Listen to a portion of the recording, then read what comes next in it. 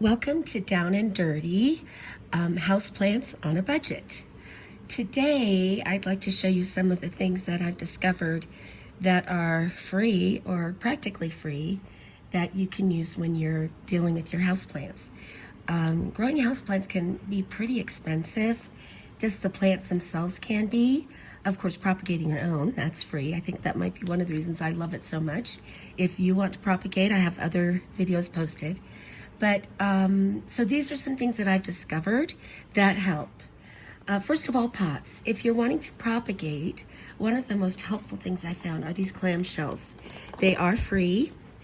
Some of them even have drainage holes, although I've noticed that they're not really necessary because of the clear tops. You can see how moist the contents are to make sure that you're not overwatering. This is a really nice one. I can't wait. I'm planting a lot of peperomia in here today. But in any case, so any of these would work fine. This also has a lot of holes in it. Here's some clamshells that I actually am currently using, propagating some begonias, and they need a lot of moisture, so these work especially well. This one of them is starting to grow, and I can just keep the lid on, keep the soil very moist. This one actually started first, and the leaves got quite long, so I can just prop this lid open so the leaves have room to grow. And then finally, this one over here, you can see how moist I keep that, but it actually has new growth. But they're all, it's just really handy to have these clamshells, and they're free. So clamshells is a great way, also for propagating. Just using bottles and jars. They have really cute little propagation stations that you can buy that, look like test tubes and a copper frame and stuff. And those are all really pretty, but of course these are free. And I now just sort of keep my eye out for things that, if my daughters drink something, like my oldest daughter had one of these the other day from work, and I was like, oh, that would be a great propagation jar. So I keep these. Probably my favorite one that I've used repeatedly is this one, and it had hot chocolate in it at one point. It's very heavy, which is great, and it has a narrow top. In any case, you can look out for containers that you need, like in terms of how tall they are, how narrow the neck is. But so glass jars, glass bottles, those are really helpful. Let's see what else. Okay, Dollar Tree is so awesome. Now this is a seasonal thing, and I actually wish that my daughter went and told me they had a bunch of gardening things, and I wish now I would have gotten more, because I believe that they'll be all gone, so when you see them, get them. But they have these really great little clay pots. I believe these were 2 for $1, and then these tiny ones that are great, they were 3 for $1. They also have these a nice size plastic ones, and these actually come oh my god, okay, there's dirt everywhere. They actually come with drainage holes in the bottom already, and a dish, so you can make sure that your plants the roots aren't just getting soaked. They come in different colors, like at least when I was there they had this terracotta color and this blue, which I love. It goes in my house really well. And then back here I have a green one. This is another color that they had. And you can see here there's a little pour spout that you can dump the water out of. So those are really helpful, and of course they're $1 each. They're at the dollar. Inexpensive place to get pots are thrift stores. Like I love this one I found recently, $1.29. And it's ceramic, it's beautiful. This one also so heavy. And I love the color, the size. I don't have anything to put in it just yet. This does not have drainage holes, nor does this one. But you put in a nursery pot. I cannot emphasize the importance of drainage holes enough. You put your pot inside of here. Oh, and you can see I rigged something. I wanted this. This was a smaller plant than this pot needed, but I just put a lid in here and then it elevates it. Looks like a bigger plant. In any case, so thrifting is really a good place. Clamshells, Dollar Tree. Oh, and you can make your own in terms of if you want something to look nice. This was also a Dollar Tree hack that I saw somewhere. And it's this big tub. I cut the handles off of this one. And they have them all different colors and shapes, actually. And then I bought some of their rope that they have, also $1. By the way, they're not sponsoring me. This is just stuff that I found useful. And it does use quite a bit of this, but it's $1. So,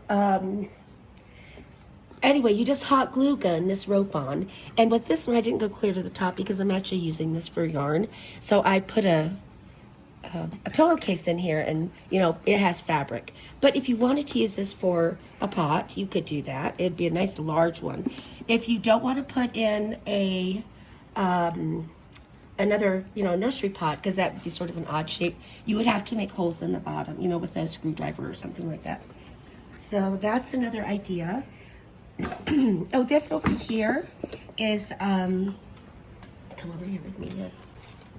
This pot is also something that I made, and you can learn from my mistakes.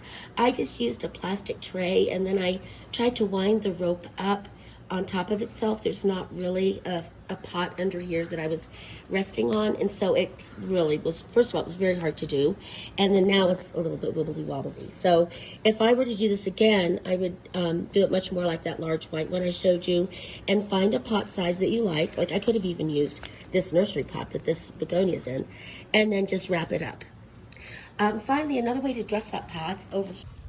If you crochet or knit, you can make these little round, or I guess this is like a little cylindrical sleeve. And this one actually has a base to it, but it wouldn't need to. This is actually a little bit oversized, but you know, you can just crochet actually a rectangular piece, attach the two sides, and then you have a sleeve to, you know, cover up your nursery pot. It makes it just look really nice. Okay, finally, I saw a design in a catalog of a little fox, and I thought it was so cute, but it was terribly expensive. So I decided to make my own out of clay. And of course, this involves, well, first, it's fun if you like to work with clay, but it does take time. You also need to find a way to fire it, because you'll want it to be watertight. So you can't just, you know, use clay and then start watering it. It'll fall apart. So this is another thing. And again, you can pre-make the holes before you fire it, or you can put another pot within this pot. But this eventually will be like a, you know, a glossy, sort of like glazed fox-colored pot. Plant saucers, something that if they don't come with a saucer, you need a saucer, especially because you want the drainage holes out at the bottom. So I hate to tell you how much I paid for these at a garden center. These are not from the garden center. These are from Dollar Tree, and they were 6 for $1. So such a good deal. It's a reasonable size too. These are 6-inch. The other thing that is a really good size are these little glass dishes, also from Dollar Tree, 3 for $1.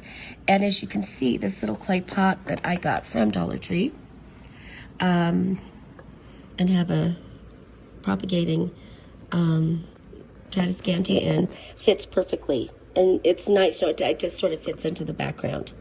The other thing for saucers are lids. You have to keep your eyes. I think, was this KT tape?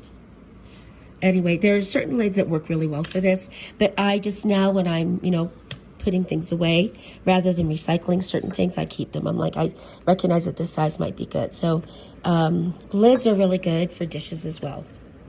Okay, another saucer idea are these Dollar Tree plates. These colors fit really well. They had a whole variety. They have the small size and then the size below. And incidentally, making macrame hangers, not only is that a fun thing to do, but also relatively inexpensive way to, you know, display your plants. This one as well. And actually, this is something you might find useful. It's not terribly inexpensive, but this pulley system up high, you can raise and lower your plants. There's not enough, let's make it work. But if it's in a hard place to water, okay, if you do that right, it drops down, and you can have it at different heights. I have some outside on my front porch that I use, but those are a really nice thing. But again, they're not terribly inexpensive. Not terribly expensive either. Got those at Amazon. Go. Okay, the final category. So I've talked about pots, I've talked about plant saucers, and I would like to talk about tools. So some of the tools that I found that are inexpensive, of course, plastic cutlery is free. Chopsticks can be as well. I did purchase a set of these on Amazon, but you know, you get them with your food when you order Chinese food. So, and these are great, like in terms of the size. They're of course reusable. You know, spoons work really well. The knives work. The other thing that's free are these loops of tights. So all I did was I cut the leg of an old pair of tights crossways, and then you cut them here to make a single strand like this. I'm not explaining this very well. And you can tell there's a lot of give to it. So, Liv, can you go over to baby Sarah? Uh-oh, are we in trouble? I have bought little clips that you can, hold plants to your poles with. But these, in addition to being free, I like them better because they are, they have a lot of give to them. So I'll show you how I use them. I just take a hold of the stem that I'd like to attach. Oops, let's try that again. And I think you can see right away that, it has a lot of different, you can adjust the tightness. Let's see, I want to put it through here. I'm making this look harder than it is. Okay, so you can tell, like here, this is just barely, but I can also pull it up pretty tight. So, and it doesn't damage the stem. So originally, I got this idea from something about growing tomatoes. Getting this up, there we go. And what I plan on doing is, again, thrifting. I thought it'd be cool to see if I could find a pair of tights at the thrift store that were like green or in the green family. These, I will say, the black ones just sort of blend in too, but that would be very cool to have greenish ones. Yeah, there's one up here too that I already have. And I use these for my tomato plants on my porch, and they're very useful. Okay, so let's wrap up with the tools. This was ridiculously expensive at a garden center. At Dollar Tree, you can get sprayers for $1. So honestly, I probably could have bought 8 sprayers at Dollar Tree for the cost of this one. And the reviews on them are really quite good. Oh, one thing while I'm thinking of it, at Dollar Tree, they actually have a really good feature. You can order things from them online, and you do have to buy larger amounts. But they ship it for free to a Dollar Tree near you. So for example, if you want, 12 plastic pots, or I don't know what amount you'd have to buy for the sprayers. But in any case, you order them online. Of course, they're $1 each. They're sent free to a store near you, and you just pick them up. So this is another Dollar Tree find. These are their microfiber washcloths. This is actually a fourth of one. So you get 3 for $1, and I cut them in fourths, and they work better for cleaning leaves than anything I found. I've been doing a bunch of reading about should you use milk, or should you use coconut oil, or should you buy one of those sprays that, like a glossy spray for the leaves. And although the stomata, the part on the leaf that actually absorbs carbon dioxide, is on the underside, and it also can let moisture out. You still want to keep the top side clean. That was something that had confused me initially, because I thought, well, if the stomata are on the underside, other than appearance, what's the necessity in keeping the leaves clean? But besides the fact that they look nice when they're all shined up, but they do need to be cleaned because, that's where the plant is getting the light from for photosynthesizing. That's how they make their food. So I don't know if the camera is picking this up, but one wipe of this microfiber cloth, and I did pick a plant that has particularly glossy leaves. Let me turn it this way maybe. And you can just see how well it works. And I had been using a paper towel with water, damp, just a damp paper towel. But honestly, this takes it off the easiest. And they do say you can take your plants into the shower and spray them, but unfortunately, a lot of my plants are too big to do that. Plus, I don't know that would work as well as this. Look at how glossy that is. So in any case, these microfiber cloths are really helpful, and there's a big payoff because you get to see how dirty they get. So, and you get nice glossy leaves, and the plant can photosynthesize more readily. So let's see, what other tools did I want to tell about?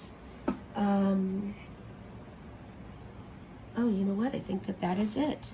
So I hope you've enjoyed this video. It probably got longer than I wish that it was, but I wanted to talk about pots and plant saucers and various gardening tools that you could save money on. If you have any ideas of your own, post them down below, or if you have any questions, of course, ask those as well down below. Thank you so much. Bye.